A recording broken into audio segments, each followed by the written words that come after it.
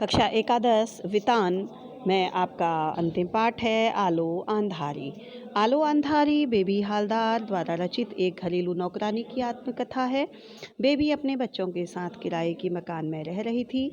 उसे अकेली देखकर लोग उससे उसके पति के विषय में पूछते थे और वह किसी के प्रश्न का उत्तर न देकर बच्चों के साथ काम की तलाश में निकल पड़ती थी। सुनील नाम के युवक ने उसे काम के लिए परेशान देखकर एक साहब से मिलाया। उन्होंने उससे पूछा कि क्या वह बंगाली है। बेबी के हाँ कहने पर उन्होंने उसे कल से काम पर आने के लिए कह दिया। बेबी बड़े मन से अपना कार्य करती थी। साहब ने उसके बच्चों के विषय में जानकर उसके बच्चों को वहीं एक स्कूल में प्रवेश दिला दिया। बच्चों की पढ़ाई का खर्च चलाने के लिए वह अपने साहब से कहीं और काम दिलाने के लिए कहती है, लेकिन साहब ने उसकी बात का कोई उत्तर नहीं दिया। साहब उसका ध्यान रखते थे। उन्होंने उन्होंने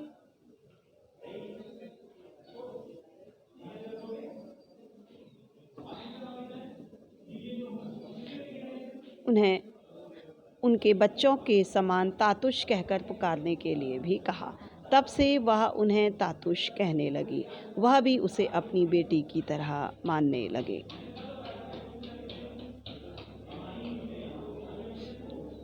एक दिन अलमारी की सफाई करते हुए बेबी बंगला की कोई किताब खोलकर देख रही थी तो तातुश वहां आ गई। उन्होंने उससे पूछा कि क्या वह कुछ पढ़ना लिखना जानती है।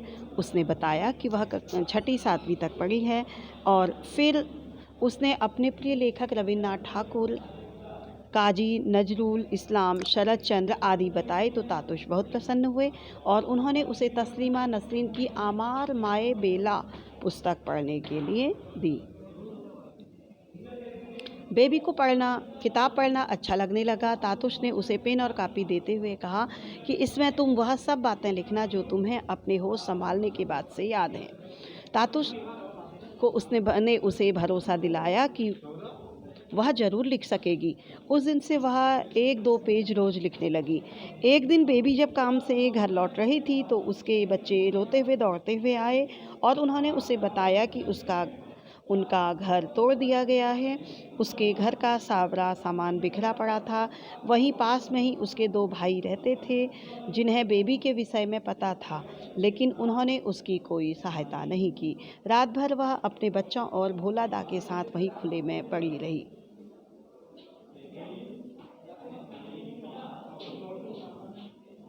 सुबह भोला दा ने उससे कहा कि तुम जहाँ काम करती हो उन्हीं साहब से कहकर देखो, शायद वह तुम्हारे और बच्चों के रहने का कोई प्रबंध कर दें।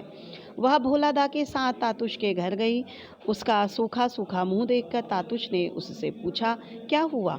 बेबी ने सारी बात सुनकर उन्होंने कहा कि उनके घर की छत पर एक कमरा खाली है, वह यहीं आ जाए। अब बेबी घर का खाना बनाना आदि कार्य बिना किसी के कहे अच्छी प्रकार से करने लगी। तातुश रोज उसे व उसके बच्चों के लिए आधा लीटर दूध भी देते थे। वे उसे नौकरानी नहीं बल्कि अपनी लड़की जैसा मानते थे। यहाँ घर में बेबी को किसी बात की कोई कमी नहीं थी।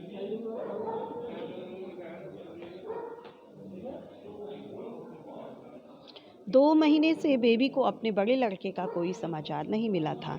इस कारण वह कई बार उदास हो जाती थी। एक दिन तातुश ने उससे उसके बड़े बेटे के बारे में पूछा, लेकिन वह चुप रही।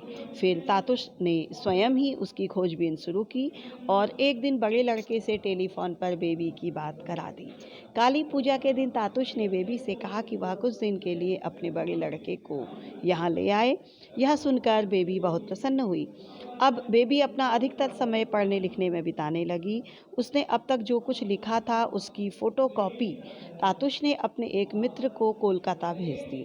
एक दिन उन्होंने बेबी से कहा कि उसका पत्र कोलकाता से आया है जिसे उनके एक मित्र ने उसे भेजा है।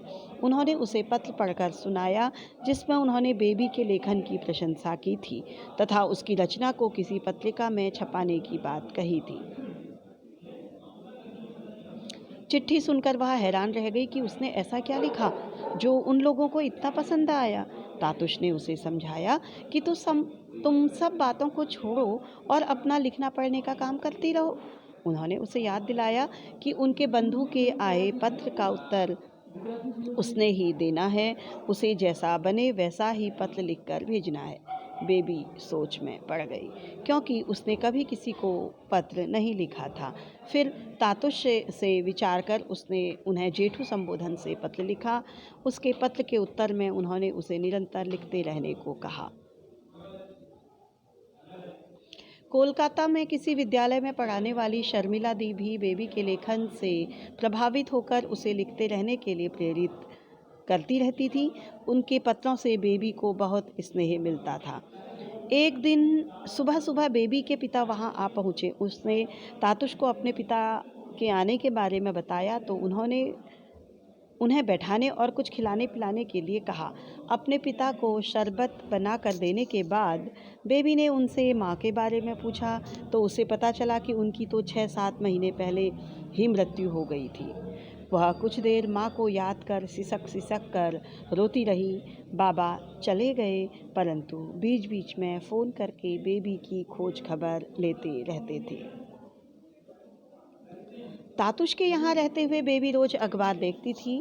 अंग्रेजी न जानने पर भी तस्वीरें देखकर वह उनसे उनके बारे में पूछती थी। तातुश उसे तस्वीरों के नीचे लिखे शब्दों को पढ़ने के लिए कहते। वह एक एक अक्षर बोलती जाती थी और वे पूरे शब्द का उच्चारण कर उसका अर्थ समझा देते थे।